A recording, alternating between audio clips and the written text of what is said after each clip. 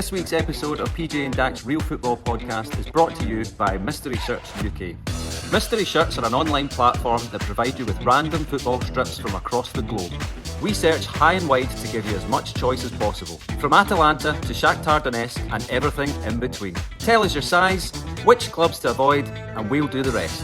Whether you're after a gift for a football fan, fancy a new shirt for £5 or maybe just want to add to your own collection. Whatever it is, Mystery Shirts have you covered. Boxes are available at www.mysteryshirts.co.uk. That's www.mysteryshirts.co.uk.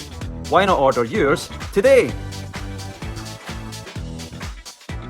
Alright everybody, welcome to episode 23, an absolute beauty today. Former Rangers player Bob Malcolm. Bob, I appreciate you coming on, mate. No worries. A legend, we're flying legend out there. Legend, you know what I mean? Bob, tell us about what it was like as a youngster at Rangers, some of the players you were with. It was amazing growing up. Used to go and get my photos took with the players, and then obviously being in that environment with them, cleaning their boots and stuff, was something that I was dreaming about when we were growing up. Fortunate enough for me, I got the chance to do it. Like cleaning Ian Durrant's boots, Albert's, Laudrup, Gascoigne, all these players was amazing for me.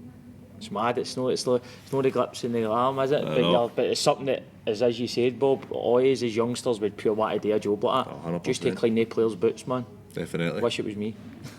So obviously we've had like similar ages and that, and we've had guests on who have been at full time and stuff in the 90s and 2000s and stuff. You're talking about cleaning McCoist boots. Do you think that stuff's important? And it's obviously gone, like you've mentioned. Do you think it's important when that was there? I think definitely it is. It gives you a sense of, it's like a job. Basically, you've got your own job to do. And at that time, the standards were high for the first team right down to the under 8s, 9s training at Alpha Libraries Complex.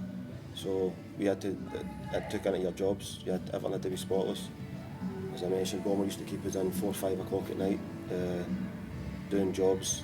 A fuck about, the guys would come in and flick all the boots off the pegs, or the kit would be, because we were the boot room boys, the kit room boys, it would be them that done it.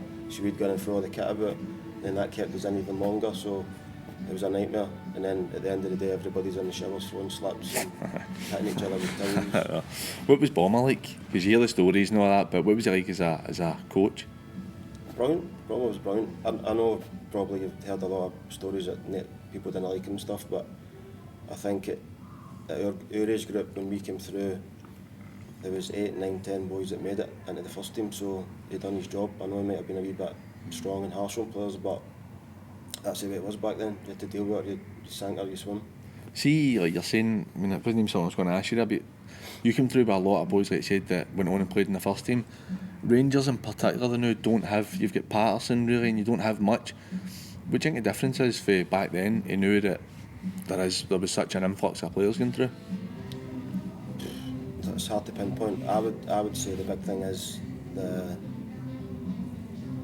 will to win. The will to win, the having to win. Like we were taught, drilled into us that we had to win every game, no matter who it was. Not just Celtic. When you played Cowdenbeath, you had to beat them. And I think that's been taken away. But I know I seen an interview. It was Stephen Gerrard's brought an 18-year-old Liverpool team up to play against the reserve team at Rangers, or the under 21 ones or whatever it was, and they battered them 6-0, 5 or 6-0. And I seen an interview after the game, and it was Graham Marty saying, "Oh, they played great football and stuff." And I'm like, it doesn't matter if you play, you get battered 5-0. Aye. And I think as well that I know a few coaches that have been in there over the years, and there's a set. This is what you do on a Monday, this is what you do on a Tuesday. But how can you do that if you've just been beat 5-0? It's crazy. You need to work on things that you're not great at. So I don't know if that's it. I don't know if Giovanni have come in and changed things about, but that's the way it was. And maybe that's the reason why they're not producing players. Do you think that, obviously you're still involved in senior dressing rooms, obviously with your role with Alloa now. Do you think the dressing rooms are the same, but do you think that mentality is the same on the young boys? Do you think that do you think the young boys still do the jobs that they used to do back when you were a young player and all that? No, there's no chance. It's not allowed now. The parents don't allow it. It's mad, isn't it? I don't know. It's modern day world, everybody's mollycoddled. Character building it, but probably the things that you all witnessed when you were young boys makes you grow up that wee bit, quicker, doesn't it? If you don't do it, so there's a punishment. It's not a punishment where you get battered or anything like that. It was a punishment. Your punishment used to be the home dressing room. Don't know if you've ever been in Ibrox, the dressing room, the shower room. It was just saw tiles, like small tiles. So Bomber used to get his toothbrushes and go through all the grout, clean all the grout, so that everything was spick and span. It's funny though, like I was in at Clyde for a season full time, and my job was obviously, you know what Broadwood's like, seeing you walk in and you've got this all carpeted and you've got like the manager's room and the home dressing room, the away dressing room. My job was to hoover that back corridor, and it's like, how's that a big issue? I mean, what's the problem? It took me half an hour to do it. I go out and hoover it, and then that would be end it, and that was your job. See, I was in it when I was in at Thistle, and I was 16, 17 at the time. See the things that the senior boys used to get you doing, man, and you were that gullible because you were wanting to make such an impression, man. I'm away looking for tartan paint. I'm away opening doors now. Long stands, they're saying to me, you're not stone, not going to go and get that long stand. Sky hooks, man. Go and ask the chairman up the stairs, and I'm away up to the chairman going, the boys downstairs were looking for sky hooks, not. And he's like, fuck off, you man, just get back down the stairs, not there having you on, and you just hate because you're that keen to impress and all that. Well, I seen a thing, I heard you talking about a thing, cleaning the bus, the team bus, and I suppose that's kind of similar.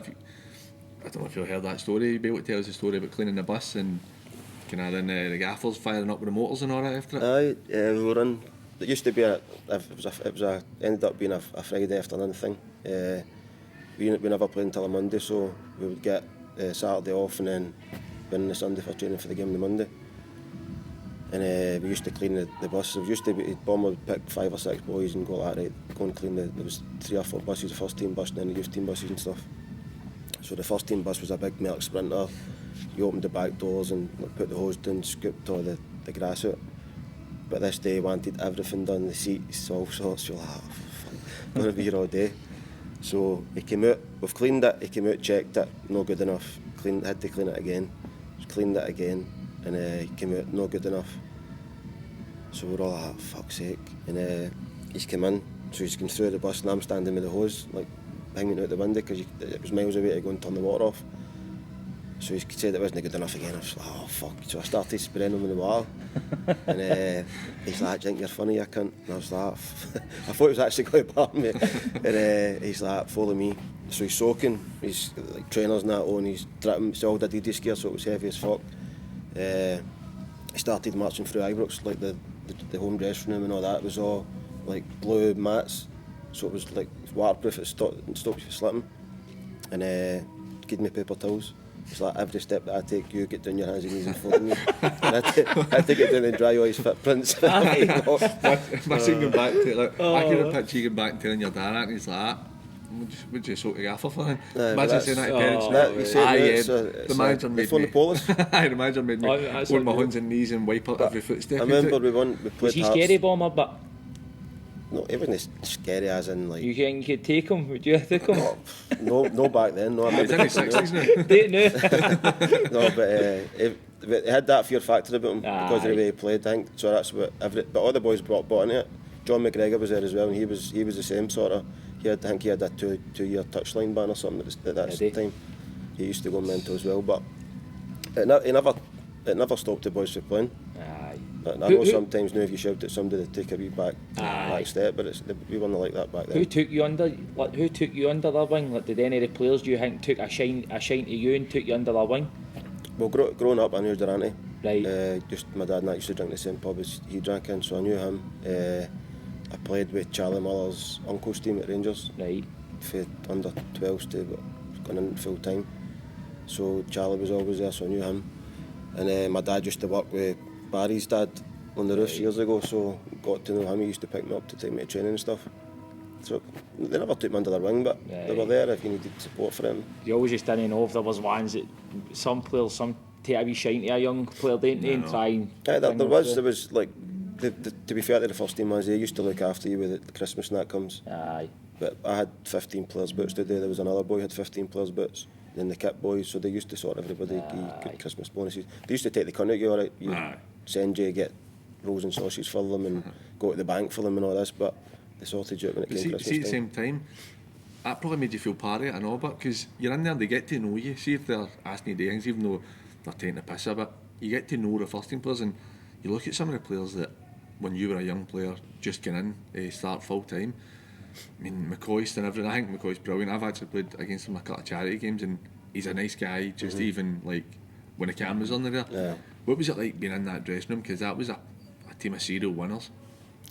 To be fair, it was always laughing and joking. Aye. Never, even though Bomber was probably the same sort of type as Walter, serious, but like they loved a laugh and a joke, and that's what that full dressing room was like. Even the foreigners that come in, they bought into it. Had Coisty, Gaza, Ian Ferguson, Durrant, Charlie, Scott, Alec Cleland when he came in, Gary Boland, all these players, Ian Ferguson. So it was every day was a laugh and a joke, but when they got on the training pitch, it was everything they gave. Standard everything. frightening. Unbelievable. Aye. Can only They imagine, never let off. I can remember Gaza. Don't know if Andy's ever said the story when he punched Reno Gattuso at training one day. I heard that. They used to train up at the Annie's Land behind the old bakery Jordan behind it, Hill. Jordan Hill. Aye. And there was playing fields in behind the new, I think it's new houses now. We were training, it was Gattuso wasn't there long. And he was always going about tackling people and two fitting people and training and stuff. And he kicked Gaza, and Gaza said something in Italian, like basically, you can watch what you're doing. And he done it again, bang, and Gaza stood up and punched him. And Reno started walking off the training ground, but it was miles away. And Archie Knox had to drive up in his car and take him back to the training, back to Ibrox at that time it would have been. But it was meant, and that's what it was. Everybody was the same, 100% training. But that day, Reno did take it a wee bit too far.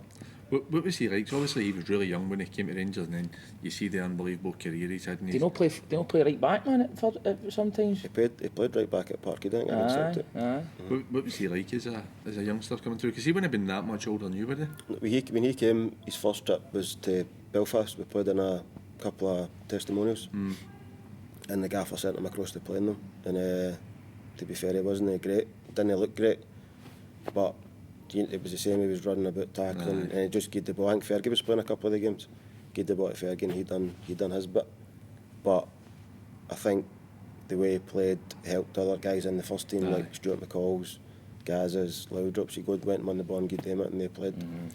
And you know what it's like. We've all played with guys who might not. I mean, I'm not going to say that about Gattuso because he's played with AC Milan, won the Champions League, whatever. But guys that weren't technically brilliant, but they were absolute workhorses that just freed up everybody else. Knowing your game, you need it, man. You need that as well, man. I think that's why he's had such a career he's had. He's never done anything fancy. He doesn't do step overs, doesn't do fucking back heels or anything. Keeps it simple. His name was actually getting touted for a job.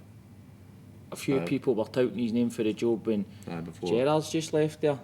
I don't know what I think of that myself personally, but obviously Giovanni's got the job, and that is what it is now, innit? What was Van Bronckhorst like? So obviously you were in at the same time as him.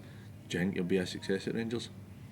I think he will. I think he's got a great football knowledge. He's obviously a great player. So, but the Dutch, they've got this arrogance. They always want to be better than everybody else. So he'll come in and he'll put his own stamp on the team, bring in who he needs to bring in, and I'm sure they'll kick on for years. Is that what they were like when all the Dutch boys were at Rangers at the time? Were you there when they were all there? Aye. Was that what they were like? Was it something else? Was their mentality different to other people or that? The mentality was there. The money mentality was already there. I think they brought the quality, a wee bit more quality. Like Athol Newman, unbelievable. Gio, who else came in? There's a few Dutch players, Rickson. So they brought in that bit of quality, but they also never took away the work rate. They were always working hard. See one thing for me, Bob, is I don't think probably you'll get enough credit yourself for how good a player you must have been, because for you to make the breakthrough in that squad and in that team and be in that first team, your ability must have been very good back then. I know you're probably not wanting to sit here. You're right. I was fucking excellent. No, I know you don't want to sit and blow smoke up your own arse, but isn't it? Because look at the players that are in there, and for you to be running about that first team and playing games and that as well, that you've obviously had to fucking be half decent yourself. See, growing up, what was your background like? I assume it's like most boys where your dad took you to football and all that. How was he? Where like when you were getting in close to the first team or when you went full time, was he hands off or was he quite hard on you to push you?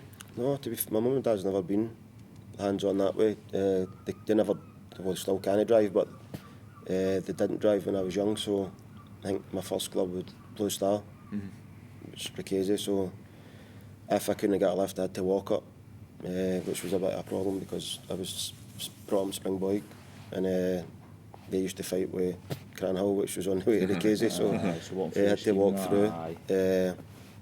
But after that, then I was there for a couple of years, went to Wales, and because Wales and Blue Star had a bit of a conflict, then they wouldn't release my papers, which then made me go to Rangers with Benny Muller, Charlie's uncle, and then just kicked on for there basically. But obviously my mum and dad supported me, but they weren't really. They took me. My dad used to get his pals whoever drove to try and take me to games and stuff. But he never pushed me as in, like, told me what to do or tried. And it was always left up to me. My uncles helped a lot because they both of them could drive.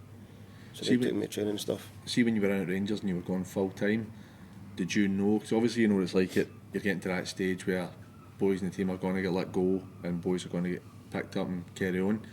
Did you know, or did you have a good feeling that you were going to be one of the ones that was going to get a contract? No, right up until the last minute when you get called in. Because the thing for me was that I could play centre half, I could play centre mid. At that time, Rangers played three at the back as well, so we had like wing backs. So I played the wing back. So I was always getting moved about, and maybe that's why it was good for me going into the first team because I could play all the positions. But no, right up until Bomber gave me the phone call and told us to come in to sign the contract. It was never in my head that I was definitely getting a contract. What was it like after that? See, when you got that contract, man, what was it like? The feeling must have been unbelievable. I don't know, it was weird. It was because it was normally, like, I know my Peter McDonald, Pizzo, he's also the same age as me. He had went in a couple of weeks before me and signed the contract, and like Walter Smith and that was there. But the day that I went, it was a Saturday, and the first team were playing away from home, so that he wasn't there that day.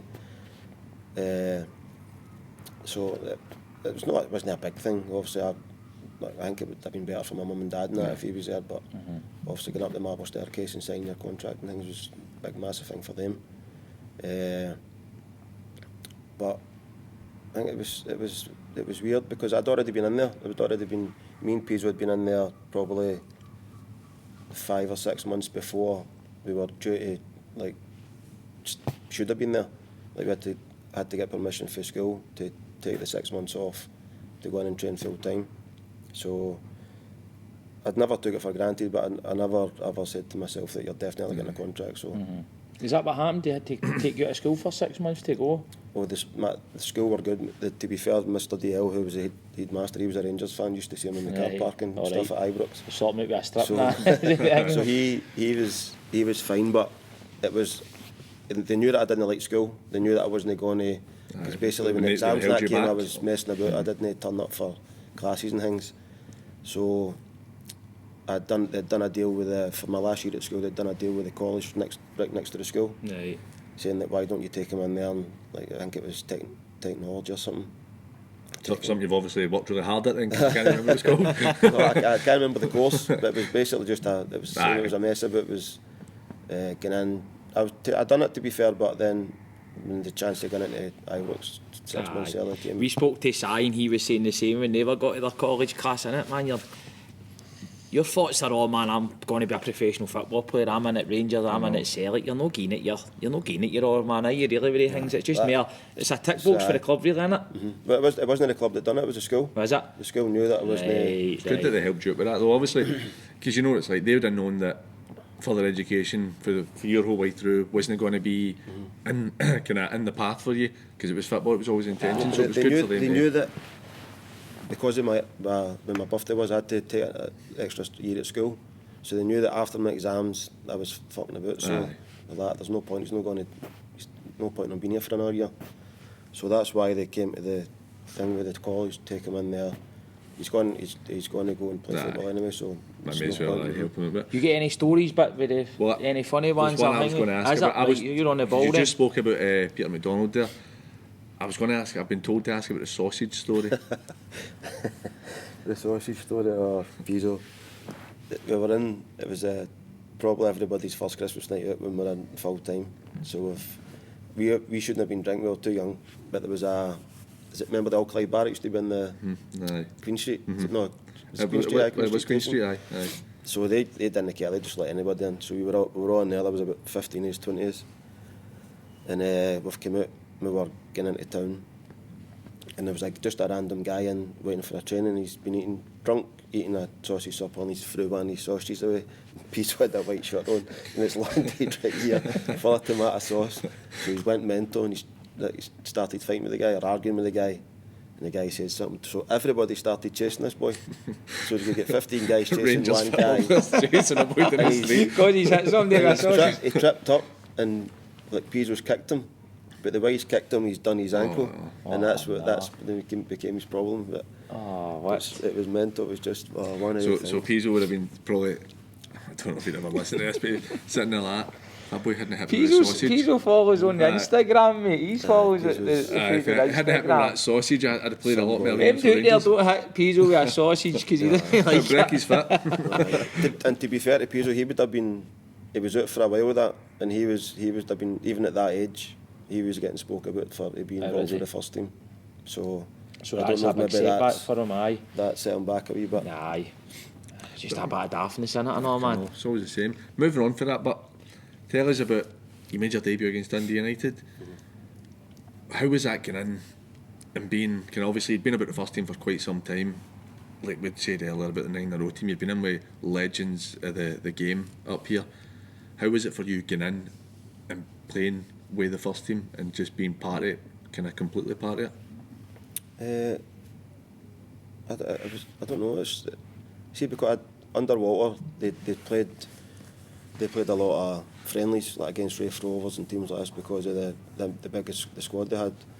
So we got to take part in some of them, and that was like Andy Gorham's playing, Stuart McCall's, Bomber, Durrant, all these sort of players. So you were in that environment. And even though you were a kid, you were still they wouldn't like go like that. You're only 16, pal. You're not involved in this. They involved you. So I think that's what held me in good stead. That when I was trained with the first team and Dick and that came, it wasn't a problem for me. And to be honest, I wasn't even expecting to go on against Dundee United. I think it was because we were cruising in the game, and Dick just put me on. It was an opportunity for him to put me on, see what I could do. Do you remember a great deal about the game? I can remember. I remember the Dundee United, Charlie Muller and the boy used to beat Rangers where Stevie Carson played, and the gaffer put me on it right back, and Stevie Carson was playing left wing. So I knew that he was faster than me. I knew that he's got decent skill on his day. So I knew the first chance I got, he was getting put up in the air, and then I knew that he wouldn't come near me again. So that's what I done, and that's basically all I can remember. Brilliant, that's saying it. It's not about knowing your opposition, man. Put one on him, man, he'll not come near you again. Love it. It went alright, I suppose, after that. I know. See, you were part of the treble winning team. Was there anything, because obviously you're an established player by this point, is there anything different about that season and that team? Or was it just kind of at the start of the year, did you feel just like a normal season and you've just went on that's ended up being ridiculously good? That was just a normal season, came in pre-season. I think that season was different for me because that was probably the first pre-season I went away and worked and done things. We had a new fitness coach that came in just no long before the end of the season. Big McCoist had brought him in, Frank Nuttall, and basically he was the first one that brought in all the 4-minute stuff, like run for 4 minutes, rest for 3. And he basically just said to me, look, this is what you need to do. You need to do this. Like you don't have to do it every day, but do it 2 or 3 times a week, and you'll notice the difference. And I did it. Went away on holiday and did it on the treadmill and stuff. Came back and was flying. And then obviously the rest of the season we went on and did the treble. Because you've been in with obviously Advocate as a manager before that. It nearly finished for you at Rangers with Advocate, didn't it? What happened? We were playing. My mates had a tournament, Shelton Juniors. Aye. And it was better. I knew most of the people that was playing. Like Big Stevie Walker, who was the Rangers physio, he was playing for, I think he was playing for the Chelsea team. Big John Crookston, I don't know if you know Big Crookston. No. He played juniors for years. They were all playing for the Chelsea junior team, and it was just me and my mates I grew up with. And we got to the final, and we played against, like, there was a Chelsea, no, the junior team. There was another team that went and done like tours of Britain with their 5-side team, and they were like really good. So we were beating them 3-0, and one of the boys who I grew up with went and tackled me, but he like tried to smash, like, I don't know if he tried to break my leg, but he caught me in my knee. So he's jumped up, I've went for him, hit him, and then my uncle, they were on the crowd, and one of them shouted, "You need to come off." And I'm like, "For what?" Because I'd already settled down at that point. There was a guy taking pictures of the papers with her. So jumped the wall, went away, then found out that night there's going to be a story in the Sunday Mail. So the story came out, and then basically within 2 days, I think it was, 2 days. Well, that was pre-season, so there was nothing really said at that point. And to be fair to like Billy McNeil and players like that, he came out and backed me and says, "Look, he's doing his bit for charity and stuff, shouldn't be punished." But when I went back to training, I'd been put down, like at that time, all the first team had their names on their kit. My name was on the kit, but then I'd been demoted back down to the reserves again. Then a couple of weeks later, my agent they were trying to take over Clyde Bank at the time, and they were playing against Wigan, and Dick said, "Go and play him in the game," and Wigan are interested in him, go and play him in the game and see how he gets on. And basically I went down, played in the game. I actually done well, but Wigan had said, "Look, he's know what we're looking for," because I try to play too much football, and they wanted people that just kept the ball. He passes the ball too the much. manager at that time was Paul Joe, Right. and Lee McCoist that was there. So that was the reason for coming back up the road. So just put my head down, played with the reserves, and then Dick had left and Alec came in. What was it, just to go back on it a bit, I've heard you talk about Jan Wouters before, and kind of you've said about them to take you under their wing, not necessarily take you under their wing, but he used to talk to you quite a lot. How was, before that happened, how was the relationship with like Advocat and Jan Wouters and stuff? What were they like? No, it's like he got his nickname, the Little General. It was not because he was on everybody's case all the time. It was more, he put rules in place. You had to be at your lunch for 1 o'clock, say, and if you weren't there, it was a fine, an automatic fine, no matter what the excuse was. If you were seeing the physio or whatever, if you weren't there, you were fined. So things like that, he was regimental that way. But no, they were fine. He would have a laugh and a joke with you as well. Bert was just Bert. He just done training and was never got involved with really anybody. Jan was more the go-to man. If you had anything to speak about, then you would go to Jan and he would do How was Jan? Because I remember at that time when you were at Rangers, I was playing with like the under 12s or something at Rangers, and I remember Jan Wouters used to get 11 and 12. I didn't really know who he was, but he used to come down and watch your games at the complex. And my old man would always be like, "Oh, the first team manager, the assistant manager was doing watching," and I didn't think much at the time. I just thought that's what happened. But that shows maybe the level of detail guys like that put in, where he's going to watch 10 and 11-year-olds. That's a Dutch background, isn't it? They bring their kids through into their first team. No, Jan was unbelievable, great coach, great guy. Loved a fag, loved a coffee, loved a drink. Loved a fag, a coffee. He did that, that's true. He used to nip out for his wee fag. But what a guy, that never, to be fair, he used to join in the training, he was still that good at that age. Never looked out of place. But he used to always, like with me, he used to always take me aside and work extra on things. And I don't know why he ever done it, because I don't know if it got to my head, but he used to say to me, "Ronald Koeman, you remind me of Ronald Koeman, the way like you play and stuff, like no pace, but the way you pass the ball." And that always stuck in my head. But he used to say to me, "Look, to take that on that next step, like see when international breaks, the players get a week off. I used to be in training with him, just to try and get fitter, and because that was my problem. Basically, didn't have great pace, and I was never as fit as what everybody else was." That's probably a cultural problem for us as well, though. Like, that's something I'd wanted to ask you about. And you've came through the tail end 9-year-old team, and then you've got Advocates team who, I mean, there was some superstars in it, and it's not even like saying that in terms of Scottish football. Like you had the Boers and all that, and Van Bronckhorst, like proper quality football players. was the mentality different for them compared to the way, like, the 9 in a row team, that was probably getting close to the end of that booze culture as well. Do you think there was a huge difference in the way the two, they kind of almost opposing in a sense, with the way, I don't mean mindset, I'm kind of rambling on a bit, don't mean mindset, but the way the professionalism was? Yeah, I think that was probably, that was a difference, yeah. It wasn't at the end, because there were still players for that era that could come into that squad, like Dukey, Ian Ferguson was there for a year, Craig Moore, Charlie Muller, Derek McInnes, players for the 9 in a row era came in, were still in Dick's squad, so they probably still carried that on. The difference was you had Arthur Newman's coming in, Van Bronckhorst, these sort of players that never really bought into the full concept of the team, like the team scenario, but they never get caught up with the drinking, unless it was a Christmas night out or a special occasion. But which is quite ironic, because if you know Arthur Newman now, then he's a total different guy. He loves a bevy and always the life and soul of the party. But during his career, he was never like that. I always thought, like, see Arthur Newman, like, brilliant player. And when I was at Airdrie, one of the boys that played with us, his old man, they had a bit of money in restaurants, you know, and Arthur Newman became pals with his dad and used to come to our games. And even he was always dead nice to all of us, and he was like a dead nice guy, but I'd heard they'd done that.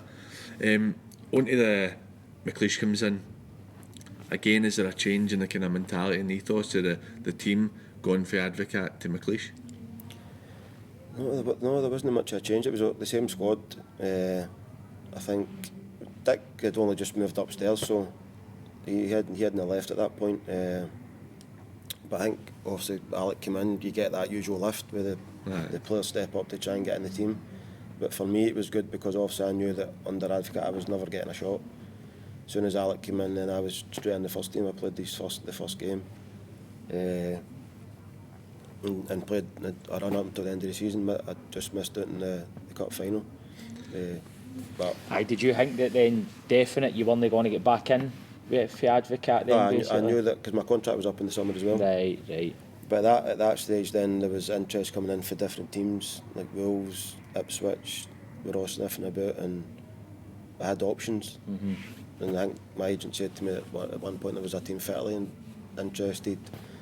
So I was thinking, well, if nothing happens here, then I've got Would that have been an option you'd see at the time when you hear that? Because obviously you don't get lots of Scottish and English players going abroad. Maybe a wee bit more now with some of the younger English players going to like Germany and whatever. See, when you've heard that, did that kind of like, was that an afterthought, or was that something that you would have been interested in doing, going abroad? No, it was something that was interesting. I can remember speaking to my girlfriend at that time. I can remember speaking to her, saying that I maybe need to move away, and even if it's no here, with England or abroad somewhere. And it was a thing. And then obviously when Alec came in, I got her running games, and then he offered me a deal, and at that point, and it was whatever offer was on the table was through out the window. It was, especially when it's your boyhood club, innit, man. If you're getting that opportunity to stay at the club and the manager fancies you, you're going to bite the horn off him for it, aren't you? Exactly. Listen, see, I don't think anybody at my age growing up was playing football for money. Nah. And I know that nowadays that's probably what most of them do. They go for the money and the lifestyle. But me growing up was never about how much money I could earn. It was just to play for Rangers. It kind of goes hand in hand, into, because if you start playing at that level, you know you're going to be well looked after anyway. See, on the final day of that season, obviously, me being a Celtic fan, I'm looking at it going, just went to Seville, just missed it, final day of the season, away to Kilmarnock. Pains you that, doesn't it? It pains you, you can see it, you can hear it. I've got another one we need to talk about after, it's going to hurt even more. But for you, Dunfermline at home, what's the dressing room like before that game? Because you know you have to, there's a good chance that Celtic are going to go and score quite a few goals, so you just have to go and bet it. I was there. I was at that. I think he's won the league by 1 goal that season. I mean, that's incredible. I'm blaming Alan Thompson for missing that penalty at Rugby Park. But what was the dressing room like before that? Was there nerves or? There's nerves before every game, especially when you're playing at Ibrox, because you know you need to go out and produce every game, or the fans would be on top of you. We knew that the fans were going to be behind us, because it's one of these one-off games where you need to go for it. No matter what, you need to go for it. And that was the thing the gaffer kept on drumming into us. You need to go for it, you need to go. And that's why it was an attacking team. There was centre forwards playing left wing and centre mid, just to try and get goals. And I think after all the excitement to try to go for it, we end up going 1-0 down straight away after a couple of minutes. So I think that realisation of going 1-0 down then was, right, we need to go and just go for it now. And they did, to be fair, and ended up 6-1. Did you know much about what was happening at Rugby Park? Was there anything getting said to you onto the park? Because obviously you are absolutely scushing it. But was there anything being said, the fact that Celtic were quite comfortable as well? Did you know? No, I think there was nothing said to any of the players or anything, but you could tell with the reaction of the crowd there was a goal or whatever was happening. You could hear the groans or whatever. But as soon as McCoist scored the penalty, then as soon as the place erupted, you knew that was us back a goal ahead or whatever. And I think it was a waiting game after that one. It was just to wait and see how it must be horrible and all that. See, when you don't know what's happening elsewhere and that, and as you say, you're trying to pick up the vibes off of the supporters bit, and you're like, is that good for us or is it bad for us? It must be a hard one, isn't it? Look, it happened a couple of times where not just that game, there was a game in the Champions League where we played into Milan. We had to, I think, we draw or beat them and then hope that it was the same. The other game, it was a draw in the other game. And at the same game, we're sitting about for 5 minutes waiting to see what the result was in that game. And then it ended up going in our favour as well. That was a draw, so we go through to the next round of that. Before I ask you my next question, and you've brought us back into the Inter game, being the first Scottish team to make the last 16 of the Champions League, and that was a good side, but Adriano and all that playing, and it was a top side. How was that night? Because I remember watching the game, and he's managed to get the result he's needed. What was a Champions League night like at Ibrox? Oh, frightening. Was it always different? Let's see what. This is always like you see. Like obviously, I've been at Ibrox or that, and I've been at Old Firm games and stuff. But I always think European nights feel a wee bit different. They are 100%. All Firm games are different from any other game. That's just a cauldron of hatred between poison. It's no poison, but it's just the way it is. It's always going to be that way. Nobody's, well, maybe no new because the fans are took out the equation, but European was 100% better than. No, normal league games were different because you're going out there expecting to win. When you're playing into Milan at Ibrox with the chance of qualifying for the next round, then it's a wee bit different pressure that's put on you. And then obviously the music comes on. All the I was going to say, see that music, how good is that? What's that like as a player? Do you get the shivers now? No, you don't. You see it as a player. Because I get it watching it in the telly, man. So I'm like, they must be they must be in the game like that. You're not thinking, oh fuck that, brilliant, that music's on there. You don't. You're just concentrating on your game. Right, this is what I need to do here. Fucking and then after it, when you're looking back, you go, fuck, the music is on. You're standing there and everybody's waving in all the backgrounds, like a big Union Jack in the crowd. It's not, I don't personally didn't think, I could remember things. I had to go back and watch on the TV so that I go, fuck, I remember. And it's amazing, because let's be honest, Bob, you're sitting saying a boy for Rickazy, you know what I mean? Rickazy, innit? Springboy, sorry. And then you're involved in these nights, you know what I mean, against these players and these memories at Rangers, not your boyhood club, man. It's, as you say, that's what I always say to people. Do you go back and do you watch like a game in your career, or do you do that, or do you just, or is it just if it comes on, you'll just maybe go, I'll watch it and see it? Somebody will send me something and I'll look at it and go, fuck's sake, I remember that now. But go back to the game you're talking about, the Dunfermline game, the 6-1. There's like the realisation, I think you're going to win the game. We knew we would win the game, but know that thing made. So when you win the league, and at that point, at that stage, everybody's there with their shirt and ties on, and you can't go outside because there's all the fans are at the front door. You're in Ibrox for like an hour or two after the game, and then the boys are like, "Man, we need to go out and celebrate." And that's when you go back to the superstars like the Arthur Newmans or these Alberts. We actually ended up going. Some players had left, like Ronald de Boers and that were there. They had left, and we were all meant to go to the district. Like my dad's pal David Curry, he owned the district with Durrant and at that point.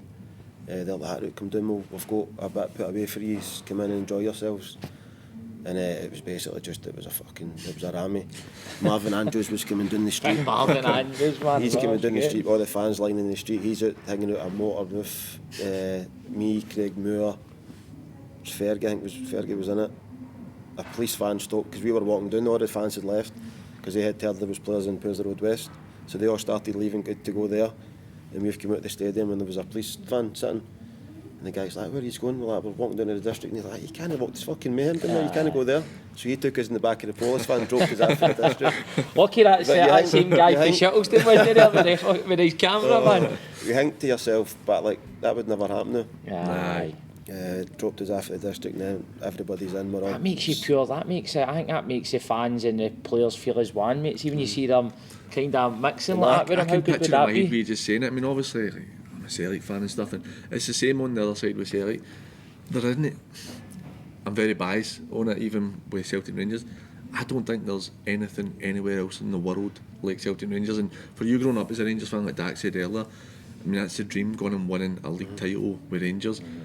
It's like you see with Craig Moore. I was watching a Rangers game the other day there against Dundee. Craig Moore is on Rangers TV. You've got Petrov and all that, the Audi and stuff. These guys are unbelievably talented players, and they can't help but come back to Celtic Rangers where they do everything. They just love the club. And what's that like being as a player? I mean, I know you get the hard times, you saying you're under the pressure. What's it like on the other side with adulation you get for the fans? It's 50-50, isn't it? You're getting good praise or you're getting bad. So, look, and that's saying you've got to be at Rangers. You've got to take it in the chin. You either take the good or the bad. Is it hard most of the time in your private life? Because I always wonder with players. Because even now, let's be honest, like you see yourself and Barry Ferguson, and then you've got the Celtic players as well. And that these are still known faces and known personalities. Now, can it be a bit shitey when you go out and that, and people are giving you a wee bit, or when you're with your family and that, or it used to be a bit when I was still playing, it was a pain in the arse, but fucking you deal with it. I think when I was younger I used to react to it, but now I don't give a shit. They can call me whatever they want, it doesn't bother me. I understand it now. I didn't understand it back then, but I do now, and it doesn't bother me. It doesn't. I should have blanked it years ago, but I never. Because sometimes I think sometimes with fans, and listen, we're all passionate, we all love our football and we all love our teams, not. But I think if you see players outweigh the football part, and that, I always think you should try and give that wee bit of. I remember a wee bit of respect, or a wee bit of, like, acknowledge that they're with their family and all that. I remember just came when you were saying that. Me and two of my mates were in the town. We must have been about 15 or 16, and we're walking through Princess Square. And we saw Darren Jackson. So my mate's like a mental Celtic fan, and he's like, "Oh, Darren, how you doing? He's like, "How you doing?" And then I swear to God, we must have been about 20 yards further into the centre. Peter Lovenkrands walked by, and Lovenkrands is one that quiet. You were never like you would have, let's say, Barry Ferguson or Chris Boyd, where Celtic fans would hate them. Lovenkrands was very much, it's Peter Lovenkrands, and I remember because he used to always score against Celtic. I remember the 3-2 cup final. But I remember walking through, and I got quite annoyed at my mate. Genuinely walked through, he's like, Peter Lovenkrands, and Lovenkrands turned around and smiled and he went, "You're a prick." I was like, mate, why are you saying that to him? Lovenkrands was brilliant, just looked at him and just walked away. And I was like, my mate, why'd you just say that to him? We were in, remember the Monkey Bar? Aye. We were in there one day, and it was the same. There was like 5 or 6 me, Peter, Michael Ball, I think Craig Moore was there, and a guy done the same thing, said to him, "Oh, Peter Lovenkrands," and Peter turned round and the guy punched him and just ran. That's horrendous, man. We all burst out laughing. There you pick it up, he's the quietest guy in the world. Aye, but the thing is, he's the fastest, I know, so if you're starting to run and he wants to chase everything, you're not getting away. That is horrendous. You have to go through that stuff. I mean, it's bad that you're standing laughing at me after getting cracked in the jaw. That's the thing that... No one of it, if he does look back and he's looking at you and Craig Moore, no, I know I'm biffing Lovenkrands, innit? Oh, it's madness. So back on it, he's have won at that point, which would have been the most dramatic finish in probably ever. And then he's got Dundee in the League Cup, Scottish Cup final. What was the build-up like to the Scottish Cup final and then playing in it? The build-up was fucking mental. So obviously the Sunday we went to the district and ended up steaming. The Monday's always, like after the first Monday after the last league games, sponsors dinner. So the Monday was after the Sunday we've woke up, so there was 6 years used to travel. And I'll go back to the start of that season, because then you'll understand why when I tell you the next bit of the story. There used to be 5 or 6 years travelled in the same car. So it was me, Stevie Hughes, Kevin Muscat, Craig Moore and Fergie. Is it shandy time? This so the club we all had club motors, but the club gave Fergie a shuttle bus, it was called, a Honda shuttle thing, so it fitted everybody in it. So Stevie Hughes came and picked me up, or I would pick him up. We would go to Bothwell or Hamilton to get Craig and Barry, and then we'd pick Muskie up on the way through in Bothwell, then go straight to training. So this was every day, but after training somebody would say shandy times, and it was a rule that you had to go for a couple of shandies. So every day pre-season this what happened. So we went to New York and the same thing happened again, but we got caught. Alec McCoist caught us in the bar, so kind of stopped it. And so then that same group, after that league game on the Monday morning, we went, right, we'll meet in for a couple of pints in the Camp Hall Volks. So we meets in there, but we weren't training until like 3 o'clock that in the afternoon that day because of the sponsors dinner. So we goes to the pub at 12 for the opening, ends up steaming again.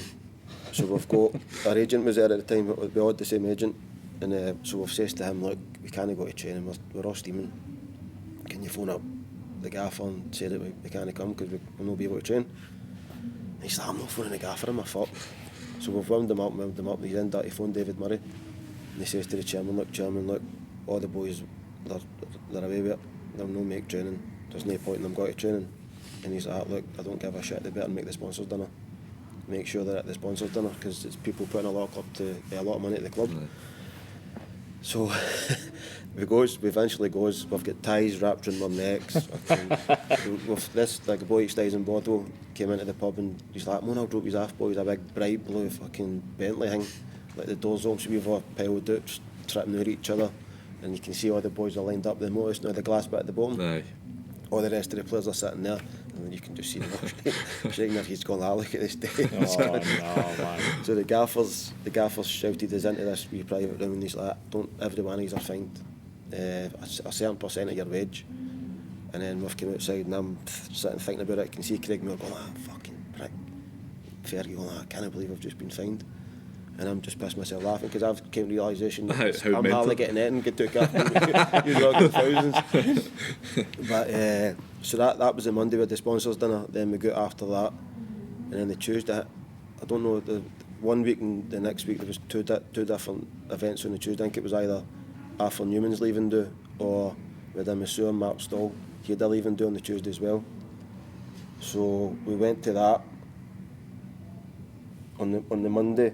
The gaffer had given us a Tuesday off because we were all drinking. He says, right, come in on the Wednesday. And we had went to that thing the Tuesday and it basically phoned up everybody and says, look, we know that you were all out. Take the Wednesday off and come in Thursday, Friday and we train properly for the final. And that's what happened. Everybody ended up out on the Tuesday again. We're off on the Wednesday. It's a bender, isn't it? Trained in the Thursday. Cup final a couple of days later. The Friday, and that's what I mean. It was a joke. It would never happen now. And me, Fergie, we had to get now the Diora lights off the dock. We had to get them before the game because it was roasting. We struggling to run the Everton. We couldn't do the toilet. It was a nightmare. Mikey Moles was the same. He didn't even drink. He was the same. He had to come off the cramp after like 65 minutes. It was a nightmare and we scraped through with 1-0. See, so obviously that's like, you see them talking about it and the normal punter thinks football players shouldn't get tired because I'd take getting paid however much money and go and kind of play all week, play as many times you want. It's not quite like that. But for me, I want to know is, see obviously playing on the week before and winning, and that has pressure on you, like insane pressure. I don't know if you thought it at the time or whatever. Do you think that has an impact on you where you're just mentally fucked, where it's like it's been such a long season, such a tight season, and you've had that dramatic finish, and then obviously the bevy for 4 days didn't help. But do you think that can wear you down right at the end, the mental side of it? Can it have a physical impact? I think footballers it's mentally that get them. I don't think it's physically. I don't think it's, you can go and run about. Play a game one day and then go and play a game the next day, it wouldn't have been a problem. I think it's more of the constant pressure you're under, and that's why you see players end up turning alcoholics and gambling addiction because when they stop playing, they've nothing to occupy their mind. And well, see on that you're saying again that people would say, and mean, we don't know what it's like at the level you were at, but you see people would say, oh well, pressure, you're going out and doing something you love. I remember, and again it's at a much lower level, when I was a YTS at Clyde, I remember struggling with it, that side of it, and I don't know how, maybe you can answer when you're when I finish there, but I remember being in training all week and being one of the young boys training with the first team, and I really struggled. I couldn't take the mental side of it, where I get so nervous I would make mistakes, and first team players would give you a bit of a hard time, and it would just be in my head all day, and it would literally eat away at me, and I got too nervous going in the next day, and I wasn't good enough to go and play that level eventually anyway, but it really impacted me. Did you feel the same, particularly being in with guys who you're looking at going, guys are world class players, Champions League winners I'm getting in with? Did you feel that way, or obviously you had a stronger mentality than I did because you were able to handle it at that level, but do you know what I mean? Is that something you thought about? No, to be honest, I never things like that never really came across my mind when I was younger. I think it's been brought to now because of all the mental health stuff that's going on now, but back then I never really thought much. I can remember one of my first training sessions with Dick Advocate. I knew Charlie and that for years, and I was one of the ones that used to train the way I played. I had to, because I knew that if I'd done that in training, I was going to have a chance of playing. And I remember tackling Charlie, and he said, "Me fuck's sake, Bob, calm down with the tackles." And I never even thought anything of it. And a couple of weeks later, I'd done the same thing, and I'm like, that's the way I train, you know. Just if you're not, don't go for the tackle, then if you don't want me to tackle you. And ever since that, that's the only real thing I've never really had players. Everybody shouts at everybody, and they make a mistake in training, but I never reacted went and thought, he shouted at me today. So. But I know there is players that do it. I did. I mean, it's like to go into Slaney for open goal. It's something he speaks a lot about, and it's like you can see how much that affected him. Where it was like he just could not take the pressure yet. Clearly a talented player. My big thing is I'm a confident guy, and but when I was in that environment, I was a shadow of who I was. I was a moose, mate. I was a moose, and then see now I've lived with so much regret because. I should have just been myself, man. Sat in a corner, man. Basically, Bob's going to go away. Bob's going to be like, played the Champions League that today. We're sitting talking about how they couldn't handle training. No, listen. I've seen it with World Cup players, World Cup winners. Lionel Charbonnet couldn't handle criticism. Aye. Stefan Givars couldn't handle getting pelters for the crowd, for the fans if he made a mistake. So it's a different level. It's at Rangers, but the pressure. I mean, that's where. Like you see guys like Chris sit and talk about it, and that when they're doing BT, where the English teams, apart from maybe 2 or 3 teams, they don't have anywhere near the pressure that's on. Because you have to win every game. Because if you don't, there's something wrong. I think that's why, see, when Billy Davis was at Derby, I think that's why you took so many Scottish players there, or players that had played with Rangers and Celtic. But he knew that we were decent players. It was the mentality wise, because they were, when we went there, we were at third bottom. And then we ended up getting promoted that season. And because you was all there, Pearson and all that. You was Kenny Miller there. Mo Kamara was the first one to go, and then I went, and then Piero came in at Christmas time, and then Kenny came the Premier when we were promoted. But it was more. People used to laugh at me because I used to go nuts, coming in at half time and we're like getting beat up, drawn man each, and I'm going mental, and people are going like, "Calm down, we're fucking drawn." And then we would get beat, or we would draw at the end of the game, and they'd come in and go off my nut. And then all the fans are clapping me, you know, like that. It's just not what you're used to. It's a different environment. Finally, on Rangers, because I'm conscious of time, the one that I really didn't want to talk about, I'm going to have to talk about, Helicopter Sunday. Celtic looked like we had it sewn up. It was looking like a done deal. You were obviously winning the Easter Road. Again, I'll go back to when I talked about the Dunfermline game. The crowd reaction, I assume you started to notice that, because you must have thought the league was done anyway because both teams were going to go and win. What was it like for you that day? It was weird because we treated everything the same. We went, stayed at the hotel the night before, travelled with our tracksuits and that on. Not really anybody thought about winning the league. It wasn't. We knew that obviously there could be an upset, so we had to do our job and win the game.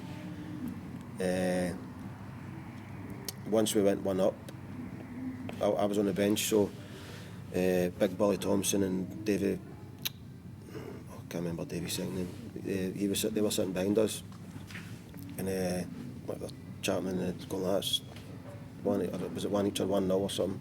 And you're like, aye, fuck off, sure, because you couldn't hear anything from the crowd. And he's like, no, I'm telling you, that's us, we're on thingy. And I'm like, no chance. Then the next minute the crowd just fucking all start jumping. So we're all like, fucking hell. And then the next 2 minutes later he's like, Motherwell scored again. And I'm like, right. And the next minute the crowd were meant to again. So it was, everybody's like, what the fuck's happening here?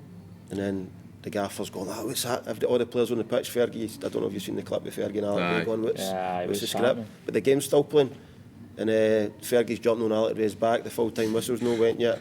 You're like, what's the script? It's mental that's happening during the game. It shows that obviously, even that can impact guys who are, you're talking about doing it Derby, slaughtering boys even after you've won. Guys with that laser sharp focus. But see the thing was that Hibs knew that if they never get beat or they never get a down, then they were going into Europe. So they were just basically saying to us that you have it and just keep it there. Aye. And then we all like, right, so we knew that if we won, then we're winning the league, so we just kept it as well. That's what it basically gave me a keep ball for the last 10 minutes, and it was mental. How was the celebrations for that after it? Same, we never had any, there was nothing in the dressing room because we never planned for it. And there was t-shirts and that, Jimmy always took t-shirts. So that we got told to go in the dressing room for 10 minutes because we were waiting for the league to come, waited for that to come, then we went out, celebrated with the fans. Back to Ibrox with our tracksuits on, and then luckily me and Big Tom knew a boy that was running Tiger at that time, so we'd phoned them up. He says, look, obviously it's late notice, the full first team and their families, that any chance you can sort us out? And he's like, come, we'll shut the full place, or no, we'll shut the full boating area, and you can have whatever parties you want. Brilliant. And we ended up going there with our tracksuits on. You're a social boy? You're a social convener? No, it was just, because we were always out, so we knew, like, Tiger, the boy was a big Rangers fan that ran at that time, Michael and that, so they sorted us out, and they got to join in the party as well. Enjoy it. So. Superb. One final question on Rangers. My mate, who's a big Rangers fan, Fraser, I'll give him a shout out. He asked me to ask you, who was the best player you played with at Rangers? Ronald de Boer, probably. Aye. If he wasn't my mate, I'd have said Fergie, but because he came through the system, but talent-wise and ability-wise, Ronald de Boer was unbelievable. And that was him, his knee was knackered at that point, so God knows what he was like at Ajax and Barcelona. It's unbelievable. I remember both of them being ridiculously good, but some of the players you played were insane. But crazy, see Ferguson, he's got to be the best Scottish player. For him to skipper the club and all the players there and all, just so young as well, and then that, it's all right pressure having, because you've played, but Scottish player and the captain, and taking it off one of the icons, like Amoroso. Aye. And to go and do what he done was frightening. Unreal, mate. Unreal. Moving on to your coaching side of the game, your first kind of proper coaching role, you've went in assistant manager with Barry at Blackpool. Obviously the circumstances were a bit kind of iffy at the time. What was that like getting in there? For me it was alright, because for the year before that I went to Dukey had his Fife job, and he's like to me, can you come through and train? But I knew I'd already done my back and my ankle was knackered, so I said to him, look, I'll come through. But I knew that I was never going to be able to play at any level. But he said to me, just come through. They were part-time, so I went through on a Tuesday. Big Gordon Chisholm stayed in Lindsay, so he picked me up and we would travel through. Wee Dodgy was there helping out and all. And Dukey had that scare where he had well, still don't even know what it was, if it was a stroke or just something happened to him. So he took a back step for the game and Chizzy took it, so Chizzy said to me, can you help me out coaching wise? And I said, aye, no worries. I've never done it before, but I can put drills in that one.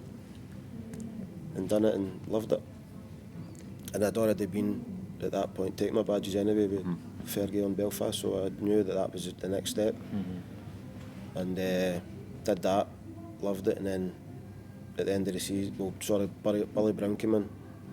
Chiswick, he didn't really want to do it, so he had left. He had an opportunity to go to Sunderland and do the scouting, so he left and went there. Billy Brown took over, and to be fair, Billy Brown probably gave me some of the best advice going into coaching. Like, he used to go out on a Friday night sit down in the pub with his pals and write the team out who was going to play on the Saturday. And then as soon as he put the team in his pocket, that was him when they speak about football that night. Saturday, deal with the game during the day in the morning, play the game, and then after it, have the half an hour or whatever, 40 minutes in the changing room and in the manager's room. And then he would say it the rest of the weekends for his family. And that's the way he said that to me, and I've tried to say that to Fergie, but Fergie's got a total different. His head's just plays. That's what I've tried to do. Even though we're nowhere near the level that you's at it, I went for ages there where I was taking the game home with me. Mm-hmm. My missus would sit and say, "You can't keep doing this for me and the Wayne." It's now consciously when I drive home, I try, and as soon as I get out the motor at the house, I try and just switch off. But it's hard, isn't it, when you're passionate and you're into it. But I think, see now as well with the, I don't know if you get it, your level, like the analysis of videos, boys videoing it. Aye, get the video cams, aye. So, like Craig Moore, he's obviously Kevin Muscat's on Japan now, he's like been in Australia coaching. He said to me that he used to go in and, like what we've done in the past as well, go in and like grill players, and I'd done it last season with Kelty. Come in after the game and give one of the boys pelters, and we were winning 2-1, and then we give a goal away, a couple of minutes to go, and then they score an injury time. We us try to play for the back, and get the ball took off us, and then we can see the penalty. They score 3-2, and they go through, and we're out. So I go in and give the boy a bit where I'm looking at the angle, who's give the penalty away, and it was nothing to do with him. So then he said to me, what they do is they'll go and look at the video before they'll go and comment on it. Right. So then after that, I'm thinking to myself, well, that's what I'm going to fucking do. Instead of going in and shouting at somebody that might not be their fault, and then you're having an argument in the dressing room, take yourself away from it and just try and basically encourage them to do better than what they've been doing, and then on the Tuesday or the Thursday whenever you go in training, and then pick up on the stuff that they've done wrong. But you like Bob, you hands on with the sessions then? Do you take them, or does Barry take them or that? No, both of us will do it. I'll set everything up. It's normally passing drills and possession. Normal, everything simple. Mm-hmm. No, nothing crazy. I think all the new super duper coaches take things to the extreme. I think the game's simple, so you just keep the training simple, and the boys enjoy it better. They always want wee games, don't they? So give them wee games at the end. I suppose, see, with being simple, see, as long as the intensity is good. That's something Cy Ferry spoke about was when he went in and watched Celtic under Brendan Rodgers. He's like, they were doing a triangle, you know, it's like everybody's just done that wee triangle passing drill, and he's like, the intensity was unbelievable. And for me, that's just as important.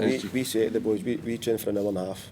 So if they give everything they've got for that hour and a half, then they'll be nothing else. Mm-hmm. But if they mess about, then same the old school, put the balls away and you'll do runs. I think most of them they buy into it, they do it. Some you get the odd one who's a banker or something, they just just forget to do something that's mental. How their job, they've got these crazy jobs, and then they come to football. Just get simple. But you feel it's a simple instruction. See, how did it come about that obviously you played together and these are mates and stuff? Was it always going to be, if you and Barry spoken about it before, when you were still playing, that you were getting into coaching, you would date together, or did it just? No. We'd never spoke about that, to be honest. It just happened to be that I think he was he still playing? I think he was still playing. He was. I was at East. Done that year at East 5, and then I done my coaching back. No, the two's done my coaching badge at the same time. Sorry, so it was the following year.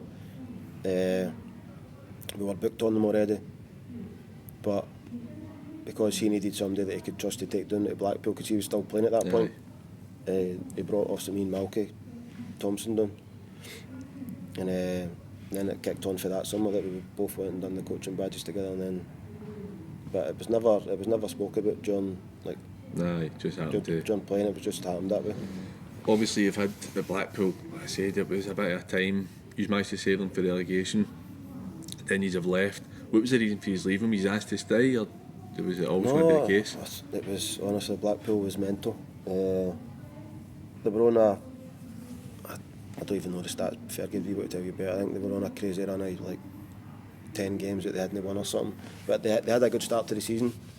and they got so many points and they managed to hang on to them. So I think when we went about 4th bottom or something, or 3rd bottom, but all fighting relegation. No. And the frustrating thing for us was that we were playing teams that were like running about the same level as us, and we were drawing points to them and playing good, but no getting the points. But in the end up, we managed to keep them up. But it was a farce. It was like the chairman at that point was mental. Him and the fans hated each other, and he knew that, and he would play on it. Like, I don't know if you remember the game, and it was on Sky with the throwing the tennis balls and the oranges onto the pitch. Aye. Well, he was up in the director's box, him and his son. I think his son was only at that point 10, 11, and the two of them have got tennis rackets and they're batting balls back and forward to each other, basically just taking the piss out of the fans. Yes. But the thing is, they don't realise that then the fans, when they're getting beat, it's coming to us. We're the ones that are getting the penalties. But we managed to do. I don't think that it was a sinking ship. And obviously the next season they got relegated. But I suppose it ended up working out well in a sense. You managed to keep them up, but you didn't have to be sucked into it all once you've walked away. You've went to Clyde after that. You've had a few years there. What was your time there like? It's good. Obviously we went there and there was basically a squad sitting. So we walked into a job that the players were already signed. We managed to bring in a few players with the ones that were already there, and started well. I think we played a couple of games. I don't know if it was at the first. That may have been the first year that League Cup thing started. The sections. Played Kilmarnock and that and done well. Should have beat them, but started reasonably well, and then kind of got Christmas time and fell away. That was the first season. Then the next season, obviously, was a big revamp again. Brought in better quality of players that played in the Premier League, Championship. But I think you need to be in at the part-time level for a few years before you can start doing things like we brought in players that played at a high level, but weren't they ready for their leagues. I think that's something we see a lot at our level. Is you get boys brought down for, even if it is part-time, for the seniors into the juniors, where it's a different type of football, and guys don't always deal with it really well. Like, you look at Darvel having a reasonable season, they're doing well in the Scottish Cup, but you look at often like Talbot, who are packed full of boys who have played juniors their whole career, know exactly what it's about, and can go and beat pretty much everybody. Whereas Darvel, they've got Ian McShane and that win a League Cup and stuff, quality football players, but it maybe takes a bit of time for them to get used to a new style of football, like you're saying, with boys dropping down for there.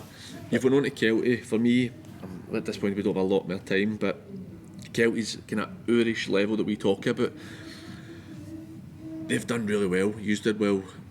You've obviously got them promoted into the senior football and stuff like that, and I imagine just floating through outside, the club are very good with you in terms of being able to give you everything or everything you can get for that aid, that kind of stage. What was your time like at Kelty? I loved it. Loved every minute. There was the first year we went, I think it was October or something. They were sitting top of the league, but I think they knew that they knew with the squad that they had, it was never going to be able to keep up. I think it was they came up for the juniors and kicked on, and the squad that they had, they'd done brilliant. But it started, there was a few aging players and started getting niggly injuries and stuff, and kind of didn't have a big enough squad to keep it going. Then the next season it was the same full revamp, bringing in players that played at that Premier League. It was more League 1, League 2 level, to come and play in the Lower League, and players that could handle the ball, and they came in and they hit the ground running straight away again. You said your game in the Scottish against the Talbot, and I think it was 3-0 they beat you. I remember watching that game. You were kind of a bit more a football side than them. Talbot are, but they are very, very good at what they do. They're very physical and stuff, but they have got quality going win games. See, after that game, I don't know if it's something you've never thought about just because it's your level. Did you think we maybe need to do a wee bit more here, because this is they were, even though the league below in a sense, they're a bit of the benchmark at that level. No, we knew it was going to be a hard game, but I think, like what you're saying, after that game, me and Fergie both sat down and said, look, we can't just play football against teams like this. We're going to come up against teams like that in our league, how we got to deal with it. And basically it was the same as what you would do years ago, just turn them and take them in behind and see if they like defending, then you get the space to play. But that game we thought we could just come out and play and beat them. Yeah. So that was our mistake for not looking into it. That's one of the ones where you've seen it. They beat Hamilton recently. They beat Ayr United a couple of years ago.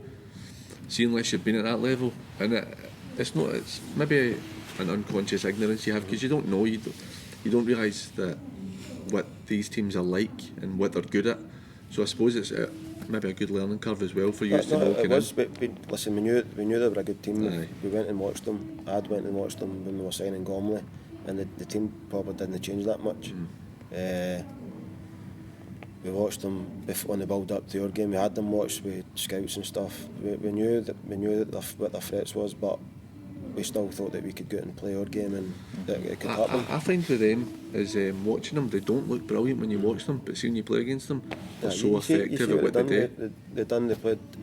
We played Bonnyrigg with Alloa last week, and it was the same. They're not the exact same team, but similar style of play, where they want to play in your half, get free kicks, put the ball in the box, and they fight for scraps and score goals. And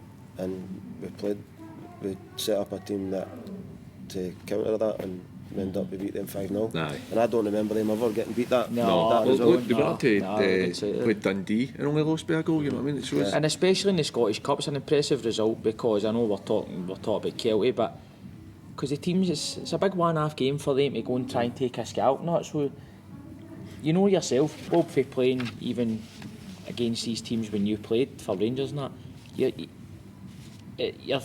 all the expectations on you to win the game. It's a horrible game to play in because everybody's wanting the weird team to try and take a scalp and all that. So it's a hard one. My big thing to ask was how hard and how much did you deliberate for you to leave and take the Alloa job? Because I think that Kelty is a club with the infrastructure there, and it's a club gone places. Obviously Kevin Thompson, who's you'll know well, went in there and he's carrying it on well, but how hard was that for you to make a move to Alloa? Well, to be fair, it was. If I had spoke to them after we got promoted, the Brecon game, we went back to Kelty for a party with the staff and the players and like the board and stuff. And it was basically he just done it there and then. I don't know how long he knew about that before, but we had no like. He said to me that there was interest, but he never said that anything that was going to happen. So I was basically in the same as I knew that there was obviously interest for a couple of clubs, not just Alloa, but so I was the same as everybody else. I didn't know until he told him that night that he was leaving. So then obviously that's decision was made. The decision was done. So that was it basically. How much do you think with Alloa being like? Alloa have got quite a good track record there late of having managers like Jim Goodwin, Jack Rossnut, who have used not like a stepping stone, because when you want to, you're there the noon, you don't want to be disrespectful to Alloa, but it's obviously a club that a lot of teams maybe look at to see, if they're doing a good job there, maybe take a wee punt them because these guys are doing well in the Premier League. I know, listen, Alloa's a big club, and it's got a good fan base. I know that there's been a bit stuff put on, that there's been bits where during games where fans are arguing with the coaching staff or whatever other way about, but at the end that happens anywhere. It's bigger at part time because you can hear the players can hear the fans shouting. If it's an individual, they can hear them. Nature of the beast at that level, isn't it? But it's just something that you need to go on with. But I don't that never. I think the way the gaffer was looking at it was you're jumping 2 leagues. It's an opportunity then to go and test yourself at that level. It's at a higher level that he's been at. Clyde was League 2, so League 1, and then obviously we want to take Alloa back into the Championship and then go further than that. Well, on Alloa, just before we finish up, he's kind of using a bit of a position now where he's only too far away for relegation or the playoff place, but at the same time you're just as close to that 4th spot for the playoff to get in. Is that the aim? That's the aim for this season, is to get into at least into that 4th place, I take it? No, the aim at the start of the season was to win the league. From kind of now though, from the position now, you're in? No, we still think that we can go on a run. Listen, we're no scared of the big teams we've played them and we've not had anything to worry about. We've beat Queen's Park, we've drew with them, beat Falkirk, drew with them. We got a man sent off against Cove after 18-19 seconds, so that kind of a was that game. But the games we've played, we've not seen anything that. We've got good players, we know that, but we've not seen anything during the game wise that we're worried about that they're going to run away. Our problem is getting a consistent performance. We're good 3-4 weeks in a row, and then we hit a bubble and we go back into our shell for 2 weeks. And it's mostly with the teams that are fighting at the bottom who we struggle against. Like again, East Fife at the weekend. Draw with them, get a man sent off again. So 5 games this season we've had a man sent off, which is killing us. That's not an ordinary third year games. So that's points that we've seen that have been thrown away. If you take the points into consideration, then we would be fighting at the top of the league. We'll see on that. It's only 16 games in the league he's played.